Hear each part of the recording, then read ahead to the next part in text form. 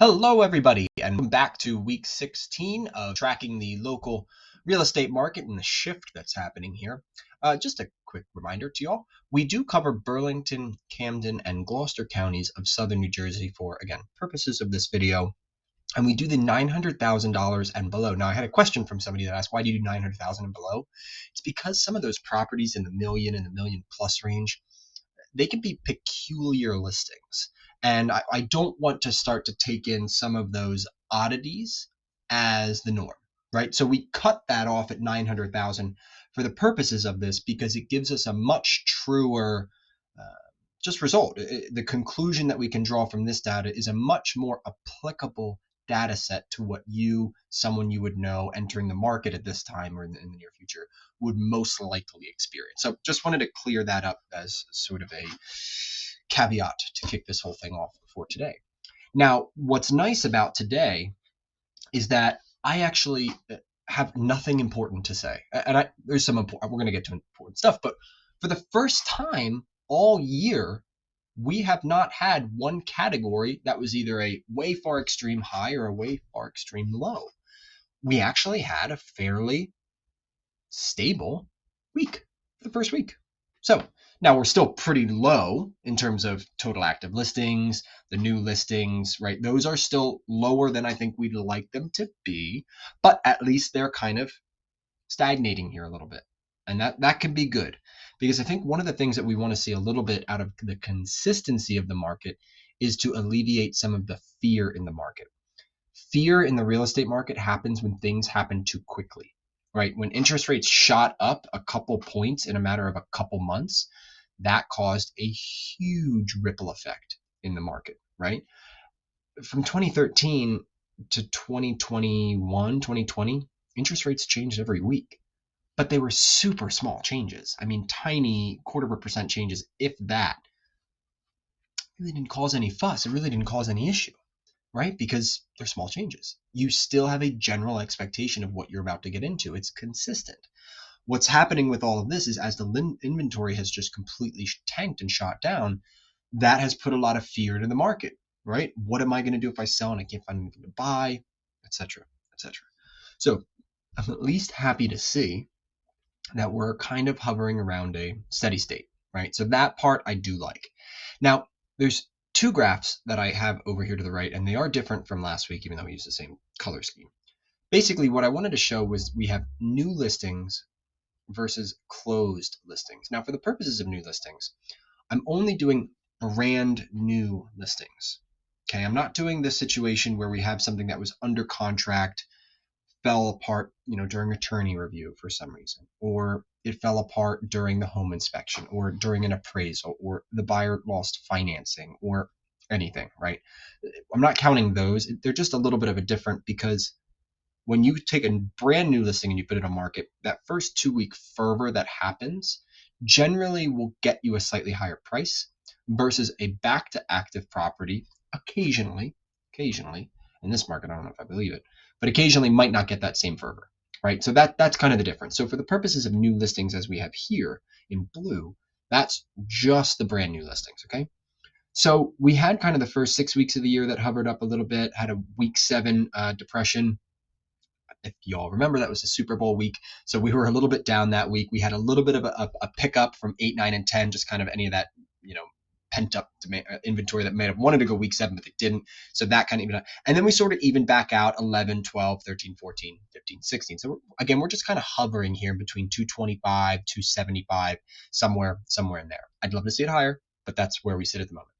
When we look at closed listings, this has been all over the place. I'm not even going to pretend to come up with a theory as to why closed are just all over the place. That is just the cycle of real estate. When things close, when don't. You also have to remember, some people are choosing 30 days under contract, 60 days under contract, 100 days under contract. I like the pending number a little bit more for purposes of things. We might take a look at that next week as I figure out which one would be appropriate to balance pending against. But for the purposes of this, we can see new listings are kind of hovering and closed is just quite randomized, okay? Now, I want to tell you a quick story about something that happened to me and a buyer that I'm working with literally just this past week. So one of the biggest concerns that we have of any buyer or seller entering the market now is, what if I don't find anything? Now, as a buyer, if you're living with family and you're just like, what if I don't find anything? I think it's pretty easy. You'll just say, well, I'll just stay at home for another 6 months or another year or something, and we'll just try again in the future. But what if you are in a rental and you have to be out by May 31st, and starting in June, they're going to demolish your building? I know that may seem like a slightly far-fetched example, but that's what happened to a buyer of mine just recently. So this buyer was under contract for a home. We were through the inspection period, we were through the appraisal, everything was good. We were literally getting the certificate of occupancy on our way to closing. We were supposed to close in about a week. Well, we found out that the seller of the home we were going to purchase, she lost her job. And she wasn't able to complete her next transaction. So all of a sudden, we're sitting here like, well, we're in a contract to buy your house. Where are you going to go? Ultimately, the seller had to make a hard call and say, I'm not going anywhere. I'm not moving forward with this sale. And that was hard for us because, we could try and sue for specific performance, but that's a really hard thing to sue for, really hard to do. And especially in this situation, it was a complete understanding. It was contingent upon seller finding suitable housing. She didn't have suitable housing lined up because of no fault of her own. She lost her job. That wasn't technically in her control. So the number of things why we couldn't, but what happened, right? So now my buyer is sitting here. It's middle of April. She's getting kicked out of her place in 45 days. And she's like, I'm not under contract for a house. I have nowhere to go. I don't have family in the area. I have pets, so I can't do any type of a short-term rental, anything like that. So we had to really quickly go back on market as if she was a brand new buyer to get started. Well, I'm happy to say, as of today, we have her fully back under contract 5 days after we got the release from her last one. So when people tell me, well, I'm never going to find anything. Okay, I just took a buyer in 5 days, found them something. I actually found them 2 somethings.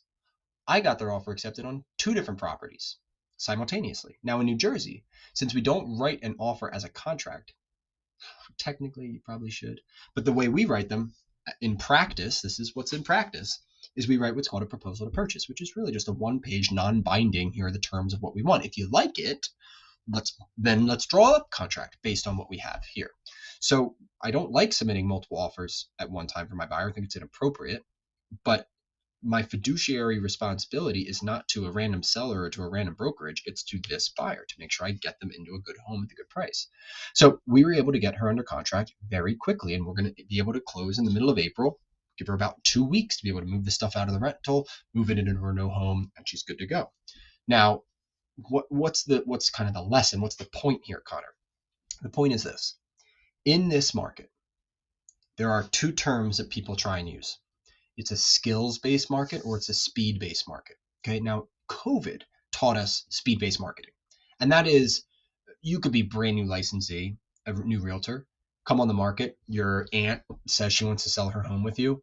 In 3 days, you were going to have multiple over-asking offers on that listing without really ever doing anything to market it, to effectively position it, or anything. It was just a frenzy. But now we're getting to a point where, because things have contracted quite a bit, it's not just speed. You can't just be fast to show, fast to offer, fast to list, things like that. You actually have to have some skills around the transaction. You have to actually know what you're kind of doing, right? And with real estate agents, 80% of realtors are out within the first year. Now, luckily, I'm on year 8, going into year 9, full time ever since I started. So hopefully we're doing okay. But there's a couple things that I want to share with you that you may want to consider if you are going to be entering the market at some point, or someone who might.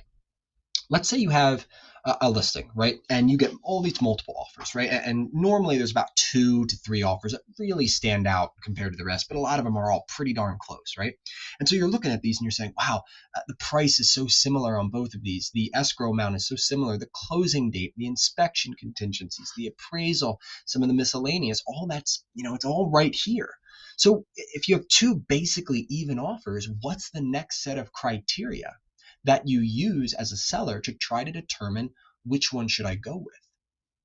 Now, the terms are always the most important. I'm not going to dissuade that at all. But assuming all those are starting to become a wash, most sellers look to their realtor and say, what should I do? Or what do you think? Or what's your advice? And a lot of times the agent will say, hey, look, agent A over here on this first offer, I've worked with them before. They're awesome. They do their due diligence properly. Everything is tidied up properly, the whole nine. It's a smooth transaction. Agent B, and again, this is speaking very personally, like from that agent who's reviewing it, if they've had this experience. I try not to cast shade, or I try not to make generalizations. And I also try not to just take what some other agent told me one time about somebody, because maybe they just had a bad transaction. But Agent B, oh my goodness, they're all over the place. They're trying to change things at the last minute. They're throwing things all over the place. They don't have, I have to ask 5 times to get stuff done. We're always waiting on things. We've had to extend closing dates because they didn't have their ducks in a row. Who do you think that seller is going to go with? They're going to go with Realtor A, right? They're going to go with the one that's going to give them a smooth process. And so, and I'm so sorry. I'm so sorry. I am going to mark it to you just slightly for a second here. I promise it'll be painless. Our team, the Sam Lepore Group, has been the #1 team out of Keller Williams Morristown the past 3 years. Keller Williams Morristown has been the #1 brokerage in Burlington County for the past couple of years, and it's been up there the years before that. And so what I argue to people is this: you want to make sure you're aligning yourself with the proper agent, with the proper company. Now, last year, I was the #1 agent in units, most homes sold on the Sam Lepore Group, outside of Mr. Sam Lepore, of course, himself. And so and 80% of that was buyers. So if you are going to be entering this market, or again, somebody, a family member, a friend, or somebody who's going to be entering this market, you have to understand, what is your process? Do you have a bona fide process for making those offers strong? I have an entire kind of spreadsheet example of how I go through my 6 steps. 6, not just 3, not just purchase price, escrow, and closing date. What are the 6 terms of a proper full offer in this market, right? And how do you have to structure that? The other part you want to say is, are you working with a realtor who's just a one-stop shop? They have to do everything in their world. Look, as realtors, we are 1099 employees. We are quote unquote business owners, right? And we have a lot of responsibilities. But like any good organization, you start to have specialization. And so what I'm very good at is being on the phones, converting with customers, speaking with them, doing what I'm doing here with you, explaining kind of what the market is like, also showing homes, listing homes, and positioning.